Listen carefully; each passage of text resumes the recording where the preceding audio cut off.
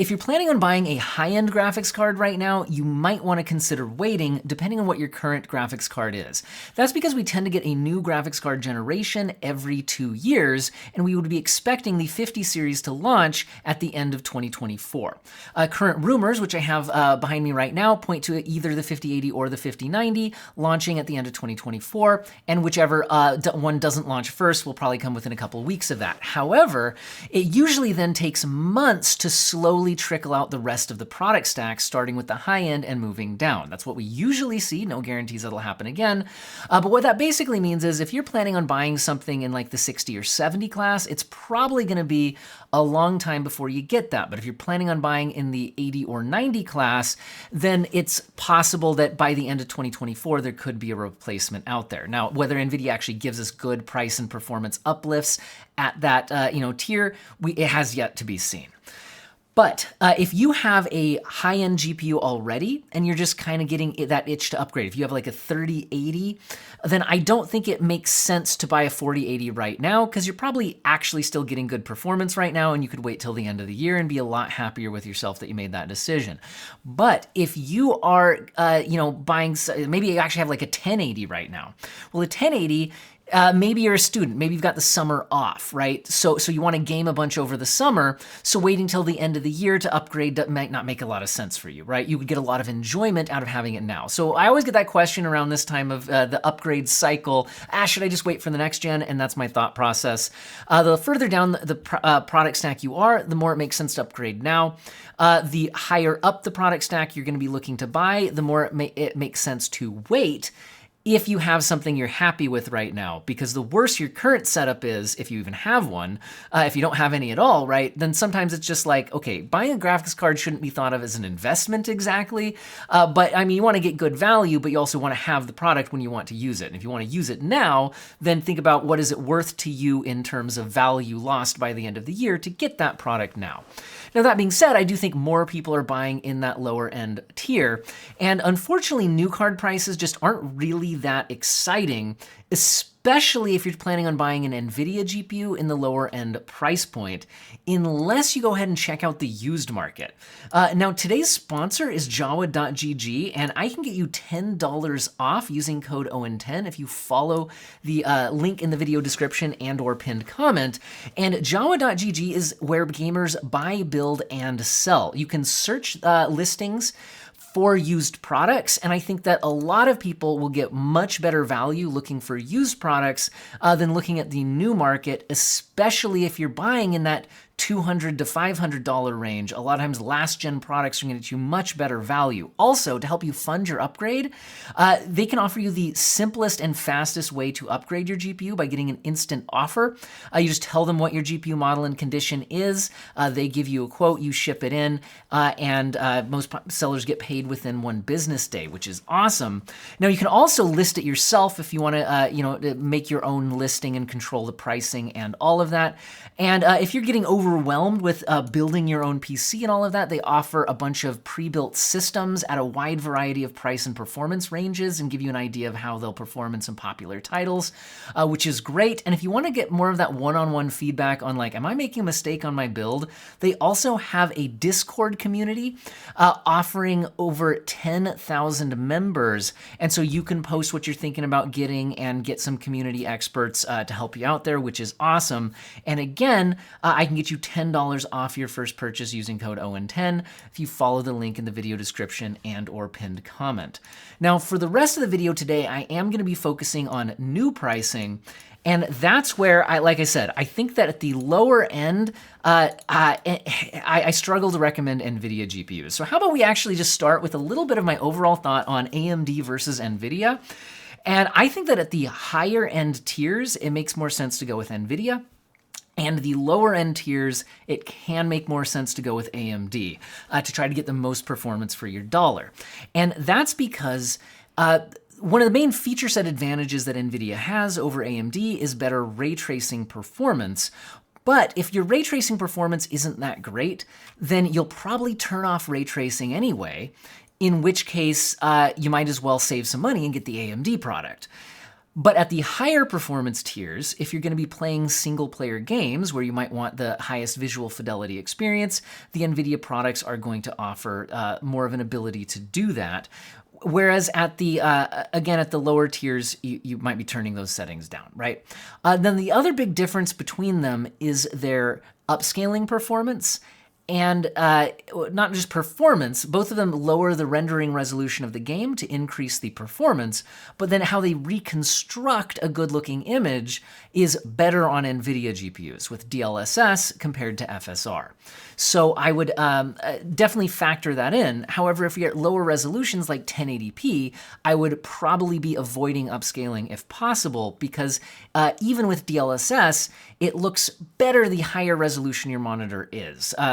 So conversely, the lower resolution your monitor is, the worse upscaling looks, and so the more likely I would be to turn that feature off. All of that means that if I'm looking for a budget 1080p graphics card, I'm more likely to try to save some money on that by going the AMD route than I am at the higher end.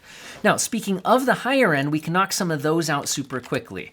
If you want the best graphics card currently available, buy yourself an RTX 4090. Unfortunately, the pricing on them is $1,700 and up. They're incredibly expensive.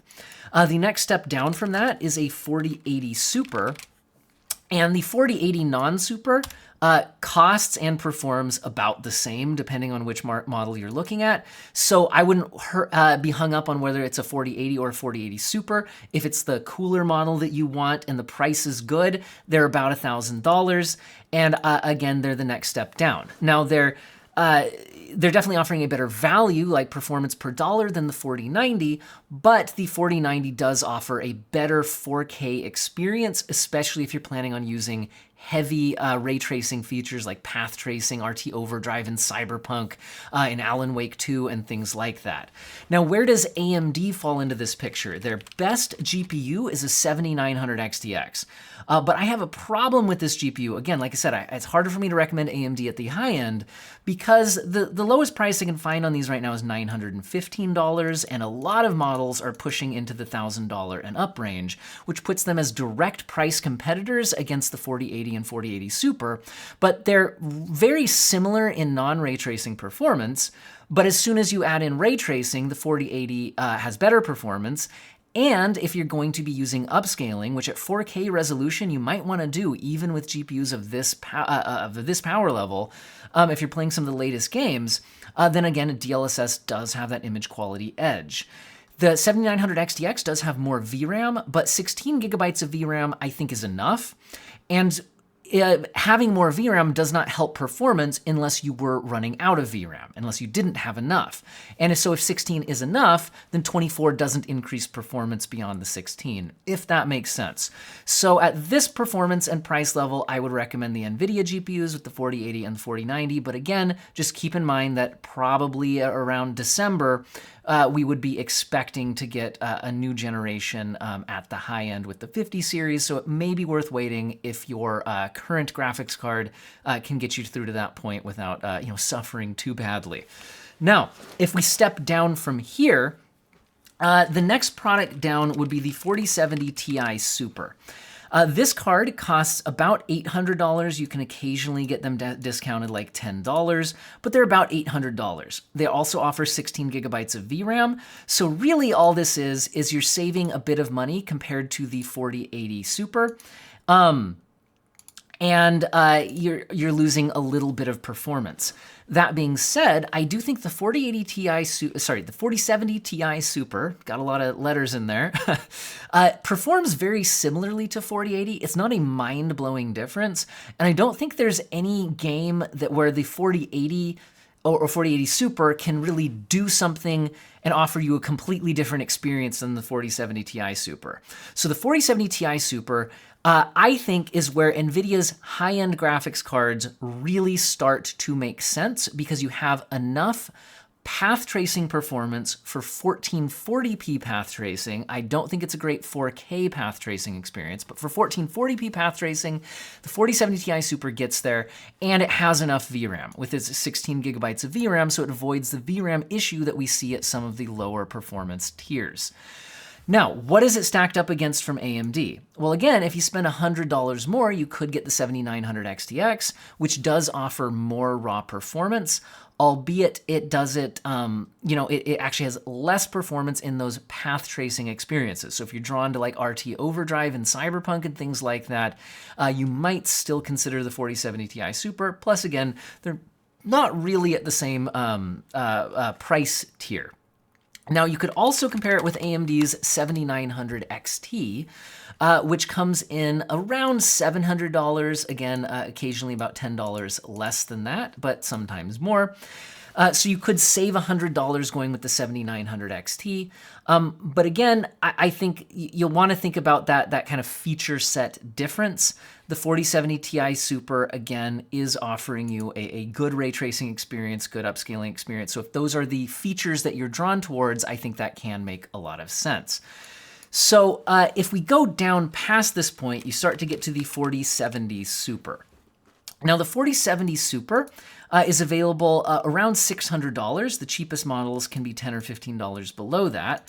And I think the 4070 Super is the lowest priced Nvidia graphics card that I think actually can still make sense. Although this one I'm less sold on.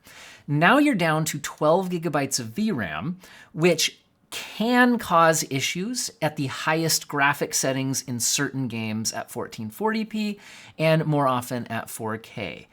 Now, 12 gigabytes of VRAM is still usually fine, so I don't think this is a big issue. But for people who hang on to their graphics cards for 4 or 5 years, I think you will be turning down graphics settings at some point due to the 12 gigabytes of VRAM, but also for performance. So, I'm not too hung up on it, but I do wish the 4070 Super offered 16 gigabytes of VRAM. Also, its ray tracing performance is good, but not necessarily mind-blowing for path tracing. So if you were really trying to get those NVIDIA-focused path tracing experiences, the 4070 Super can be a bit weak for those, although not unusable depending on what kind of frame rates you're trying to target. And especially your feelings on using frame generation from a lower than 60 base frame rate, which for a lot of people will have more noticeable latency and image quality artifacts, but for other people it doesn't seem to bother them too badly. So just something to keep in mind there. Here's where I think AMD starts to get more competitive because they do offer the 7900 GRE, which is as available as low as $530, and it has 16 gigabytes of VRAM.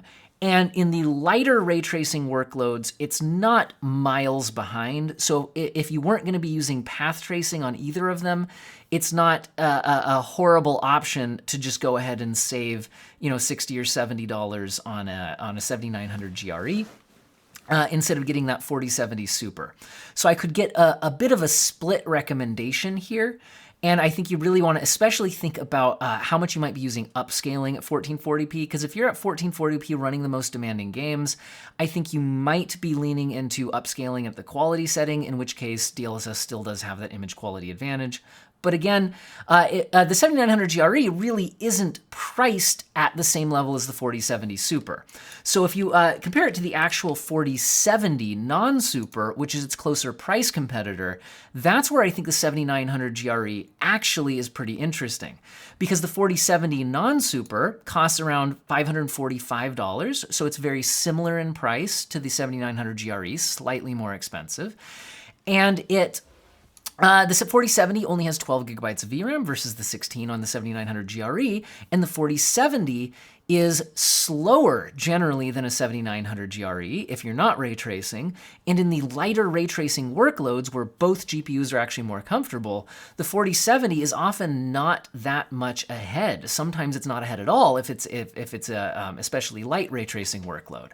So this is where kind of at this $550 mark, I think AMD starts to put up a really good fight. And so for the $550 price point, I think I might go with the 7900 GRE, But if I could spend $600, I might go with the 4070 Super instead. But if you're stacking up the 4070 non-Super straight up against the 7900 GRE, the 7900 GRE definitely puts up a good fight. And I'll put kind of a split recommendation here, depending on how interested in upscaling and ray tracing you are for your use case. As we go further down the stack, I think AMD continues to have better offers. The next Nvidia GPU down is the 4060 Ti 16 gigabyte. Now this at least offers 16 gigabytes of VRAM, so that's not an issue.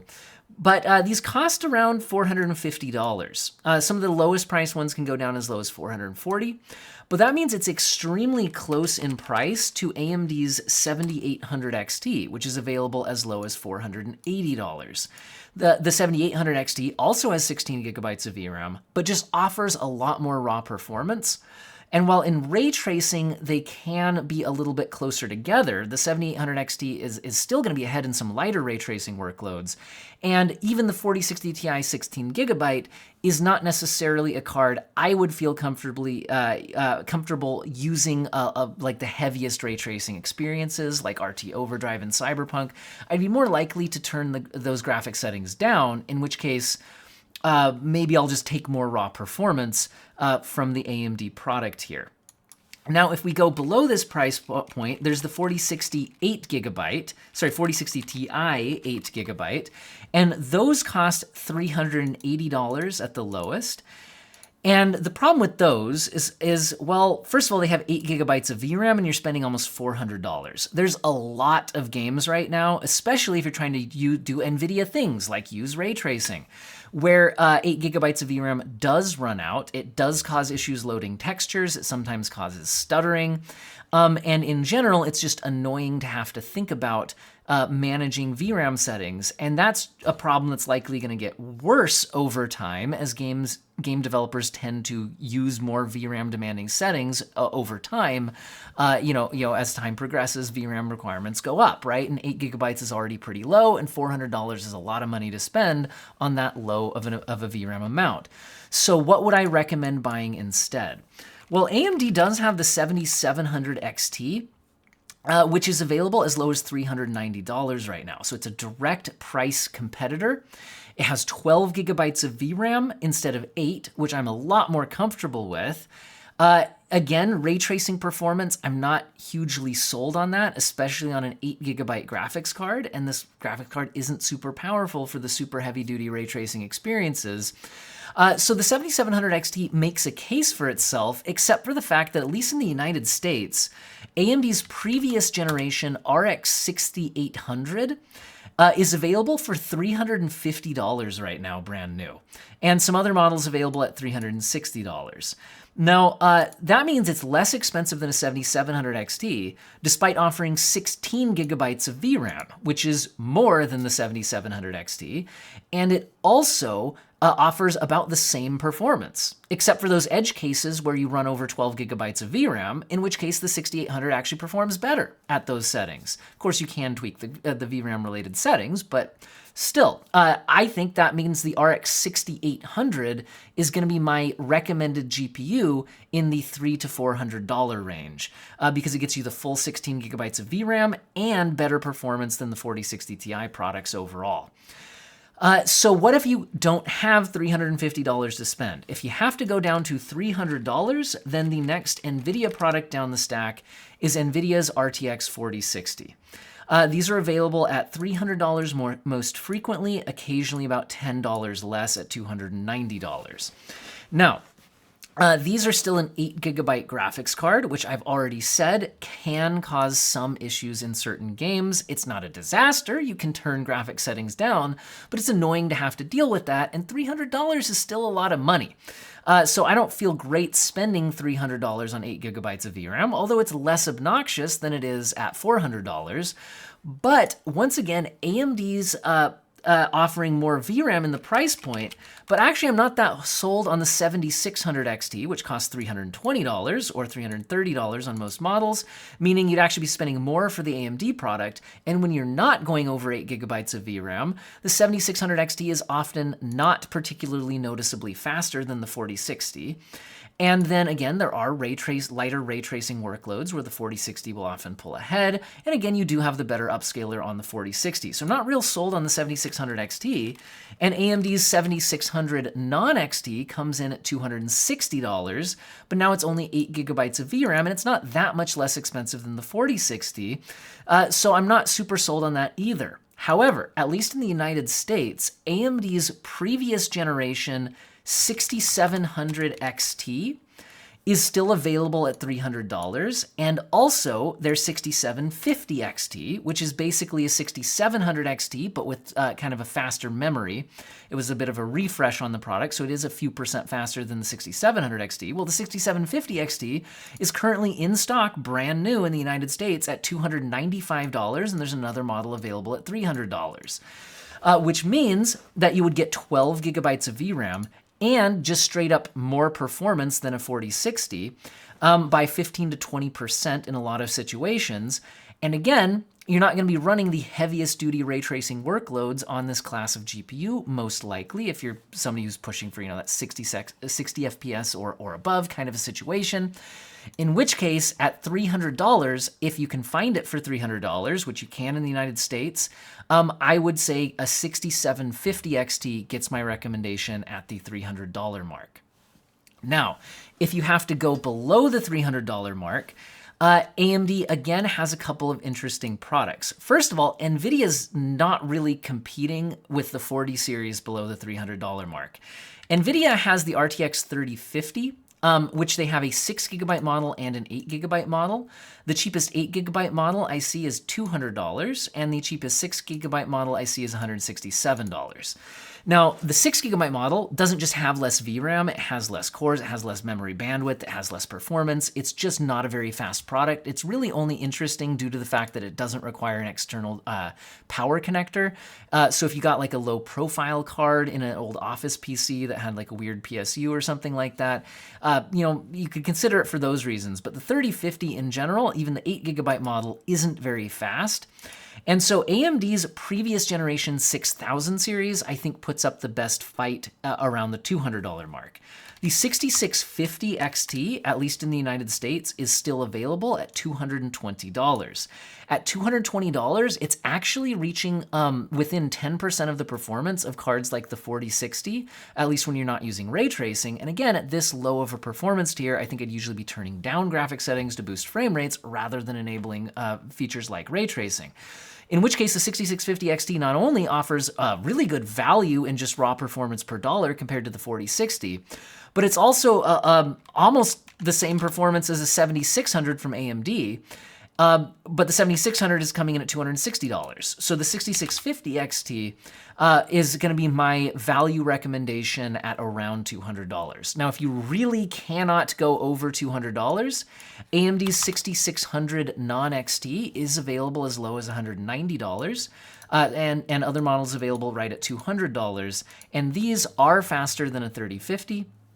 But again, if you can spend the extra $20 or so to get the 6650 XT, you are gaining enough performance for doing that I think it makes sense to do that.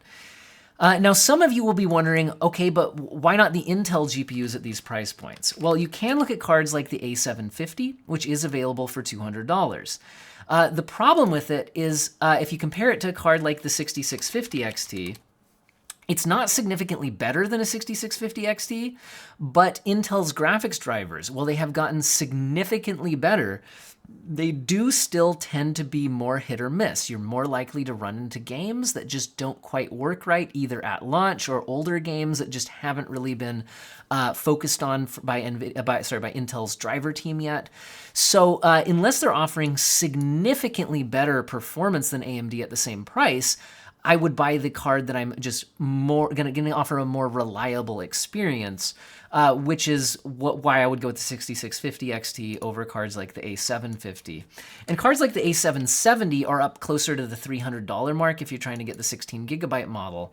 And it's not that much faster than an A750 when you're not running over the 8 gigabytes of VRAM, for one thing, but also compared to cards like the 6700 XT from AMD or the 6750 XT, the A770 just doesn't really stack up that well from a value proposition, especially when you consider the hit or miss nature of the game support, which again is getting significantly better and is constantly being improved, but is still not at an equal level to AMD when it comes to just a game comes out and you expect it to work.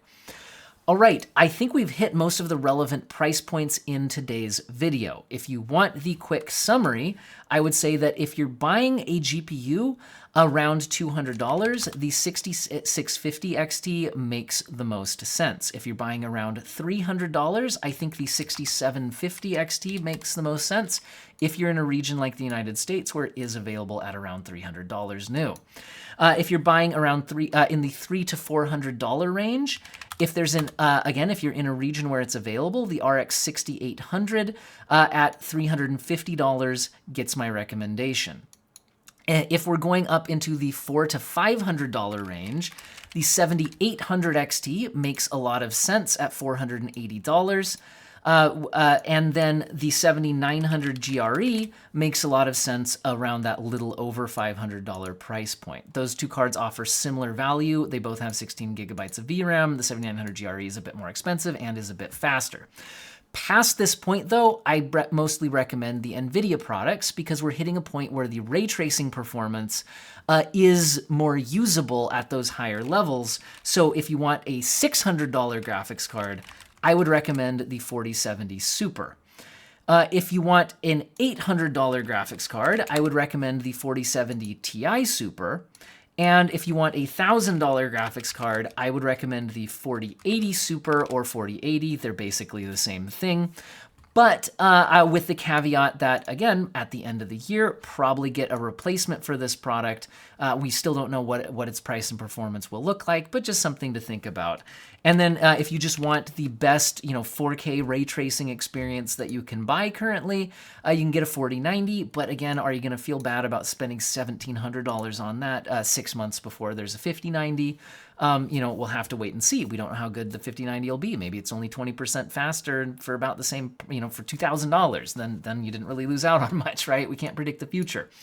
Anyway, those are my recommendations for the month. I do a video like this every month, so check in on the latest each time, and don't forget to check out Jawa.gg for even better deals, because like I said, especially in that $300 to $500 range, especially if you want an Nvidia GPU in that range, really checking out the listings available here, using code OWEN10 to get $10 off your first purchase to kind of sweeten that deal. Really makes a lot of sense to check out what's available there. And again, follow the link in the pinned comment and/or video description. And I hope all of you have an excellent day.